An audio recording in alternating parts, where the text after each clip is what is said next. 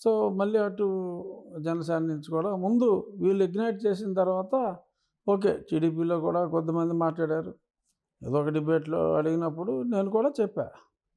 ఉంటే డెఫినెట్‌గా ఒక ఉపనాయకుడు, ఒక ఉప ముఖ్యమంత్రి పదవి టీడీపీ వాళ్ళు కూడా ఉంటే బావుంటుందని ఎవరన్నా అడిగితే చెప్తారు. అది ఎందుకు ఉత్పన్నమైంది? ఎక్కడ స్టార్ట్ అయ్యిద్ది? అనంటే బహుశా నా ఉద్దేశం వైఎస్ఆర్ కాంగ్రెస్ వాళ్ళే అప్పట్లో కదుపుంటారు. అయినా ఇదంతా ఇప్పుడు క్లోజ్డ్ చాప్టర్. కళ్యాణ్ గారు చాలా స్ట్రాంగ్‌గా చెప్పారు. అసలు ఆ టాపిక్ ఎత్తొద్దని. చంద్రబాబు గారు ఇంకా స్ట్రాంగ్‌గా చెప్పారు. కానీ ఒకటి సార్ ఇక్కడ ఇప్పుడు ఈ ఎక్కువ ప్రాధాన్యత అనుకున్న దాని మీద ఎక్కువ ప్రాధాన్యత పవన్ కళ్యాణ్ గారికి ఇవ్వడం జరుగుతుంది.